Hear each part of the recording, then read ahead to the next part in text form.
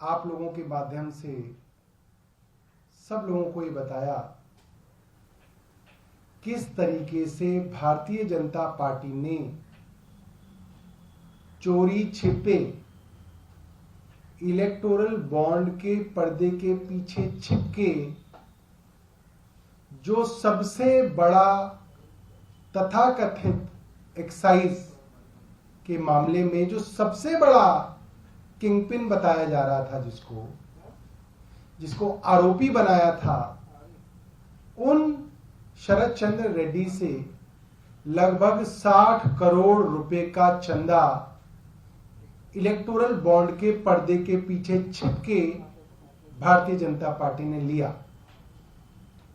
यह आरोप नहीं है, यह तथ्य है। कुछ लोगों ने कल कहा कि भारतीय जनता पार्टी का आरोप, मैं करेक्ट करना चाहूंगा, भारतीय जनता पार्टी के खिलाफ यह आरोप नहीं है हमारा, आम आदमी पार्टी का। हमने प्रूफ दिखाया है, एविडेंस दिखाया है। यह बात इलेक्शन कमीशन ऑफ इंडिया की वेबसाइट पे स्थापित कर रही है कि प्रमुख आरोपी शरद चंद्र रेड्डी, जिनको किंगपिन बताया गया एक्साइज मामले का, उनको अरेस्ट करने के बाद भारतीय जनता पार्टी ने 55 करोड़ रुपए का चंदा लिया है। कमाल की बात यह है, भारतीय जनता पार्टी इस पे चुप है। जो 7-7 प्रेस कॉन्फ्रेंसेस दिन में करते हैं इनके बड़े बड़े नेता और मंत्री, वो इस चीज पे बिल्कुल चुप है। कल अनुराग ठाकुर नहीं बोल रहे, स्मृति ईरानी इस पे नहीं बोल रही हैं, मनोज तिवारी इस पे चुप हैं, बीजेपी के वीरेंद्र सचदेवा इस पे चुप हैं। हर आदमी के मुंह में दही जम गई है कि ये क्या हुआ, ये बात कैसे खुल गई। अखबारों में भी आज छपा हुआ है, इलेक्टोरल बॉन्ड में भारतीय जनता पार्टी को एक्साइज मामले के प्रमुख आरोपी से 55 करोड़ रुपए का चंदा, उनके आरोपी बनने के बाद, जब ये बात ईडी और केंद्र सरकार ने खुद कही है कि ये पीएमएलए के आरोपी हैं, यानी कि इन्होंने मनी लॉन्ड्रिंग की है, यानी कि रोज भारतीय जनता पार्टी के प्रवक्ता जिसके नाम को रोज बता रहे हैं कि शरद चंद्र रेड्डी ने 100 करोड़ रुपए मनी लॉन्ड्रिंग द्वारा आम आदमी पार्टी को दिए, जिसका नाम वो खुद रोज गुणगान कर रहे हैं, उसी आदमी से इन्होंने 55 करोड़ रुपए उनका गुणगान करने के बाद ले लिए। और भारतीय जनता पार्टी इस पे चुप है। अखबारों ने जिन्होंने खबर छापी उन्होंने भी लिखा, BJP did not comment on this story. ये अखबारों में छपा हुआ है। क्यों भाई, आप लोग तो नैतिकता के पहाड़ पे चढ़ के अरविंद केजरीवाल को गालियां दे रहे थे अब तक, अब आप चुप क्यों हो गए? हमारे 3 सवाल हैं भारतीय जनता पार्टी से। मुझे पता चला कि बहुत शौक है वहां पे प्रेस कॉन्फ्रेंसेस करने का, तो मैं निमंत्रण दे रहा हूं भारतीय जनता पार्टी को कि प्रेस कॉन्फ्रेंस करें और इन 3 सवालों का जवाब जो है वो अपनी प्रेस वार्ता के माध्यम से दें, ताकि लोगों को भी पता चले, अखबारों को भी पता चले, अखबारों में छपे। तो सवाल क्या है? भाजपा शरद चंद्र रेड्डी को कैसे जानती है?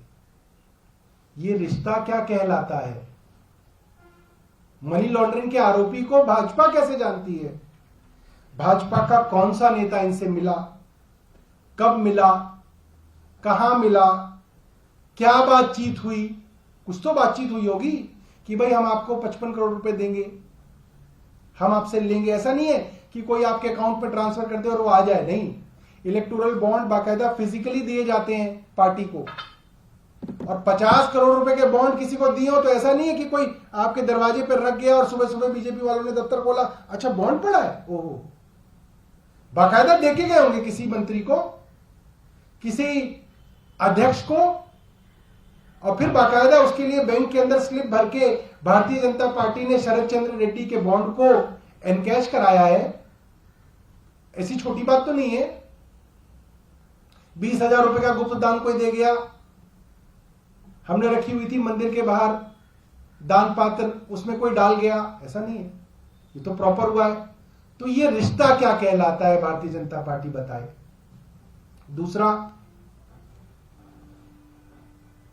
भाजपा ने शरद चंद्र रेड्डी से उसकी कंपनियों के माध्यम से लगभग 60 करोड़ रुपए क्यों लिए?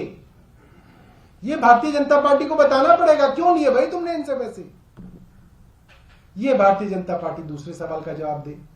और तीसरा सवाल ये है, चलिए वो आए, आपसे मिले, चोरी छुपे मिले, चोरी छुपे बॉन्ड आ गए, चोरी छुपे ले लिए।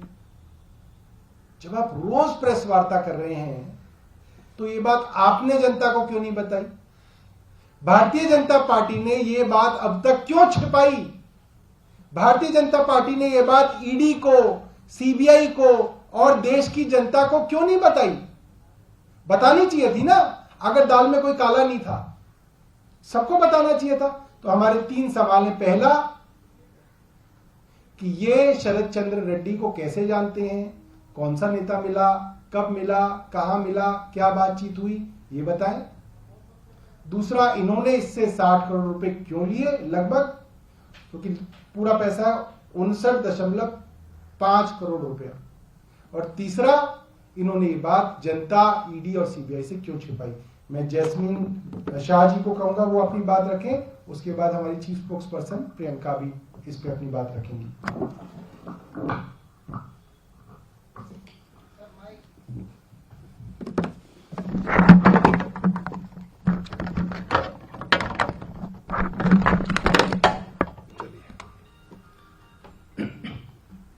मित्रों, जब से आम आदमी पार्टी ने कल देश के सामने एक इतना बड़ा खुलासा किया कि कैसे पर्दे के पीछे भाजपा ने दिल्ली के कथित शराब घोटाले के किंगपिन कहने वाले शरद चंद्र रेड्डी के साथ साठगांठ करी और आधिकारिक तौर पे, चोरी छिपे भी नहीं, आधिकारिक तौर पे अपने बैंक अकाउंट में 60 करोड़ रुपए जमा करवाए।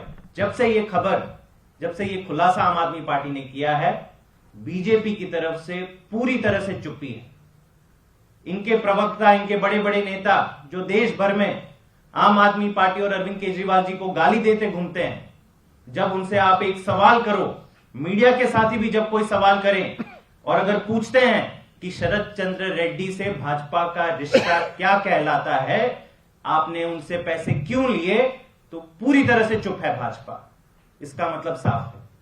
इसका मतलब यह है कि भाजपा कह रही है देश के लोगों को कि हां, हमने शरद चंद्र रेड्डी नाम के जो शराब कारोबारी हैं और जो किंगपिन है कथित शराब घोटाले के, उनसे 60 करोड़ रुपए लिए हैं, करना है जो कर लो आपको। ये साफ उनका स्वीकार, ये एक हिसाब से स्वीकार करते हैं। और ये इसमें स्वीकार ना करने की बात भी नहीं है, क्योंकि ये कोई डेटा हमारा नहीं है, हमारे पास पर्सनल कोई सीक्रेट डेटा नहीं आया, ये तो इलेक्शन कमीशन की वेबसाइट पर है। तो कल तक जो एक कथित शराब घोटाले में जो कई सारे राज छुपे हुए थे, जो 2 साल से मीडिया के साथ ही आम आदमी पार्टी के तमाम प्रवक्ता, नेता और देश की तभी जनता जो पूछ रही थी कि इस कथित शराब घोटाले में अगर इतना बड़ा घोटाला हुआ है, करोड़ों रुपए का घोटाला हुआ है, आप कह रहे हो कि प्रोसीड्स ऑफ क्राइम जनरेट हुई है, मनी ट्रेल है, तो पैसा क्यों नहीं मिल रहा? पैसा कहां गया? इस पूरे कड़ी की एक ही ये पूरा जो सीक्रेट है, इसके पूछे जितने भी राज हैं, उसकी केवल एक चाबी है, शरद चंद्र रेड्डी। जैसे शरद चंद्र रेड्डी का नाम गूंजता है, ये पूरा दिल्ली का कथित शराब घोटाला कल से सॉल्व हो गया है। ओपन एंड शट केस है कि किस तरह से भाजपा ने एक आदमी को, शरद चंद्र रेड्डी को अप्रूवर बनाने के लिए उनको पहले जेल में डाला। उनके जो पहले बयान थे जहां पे वो कह रहे थे कि नहीं, मैं तो अरविंद केजरीवाल से कभी नहीं मिला, उनको जानता ही नहीं, कोई मैंने रिश्वत नहीं दी, 6 महीने में उसे जेल में सड़ाया। उसके बाद वो कहता है कि अब मुझे याद आने लगा है कि मैं अरविंद केजरीवाल से मिला। और इतना ही नहीं, दबाव डाल के उसको अप्रूवर बनाया।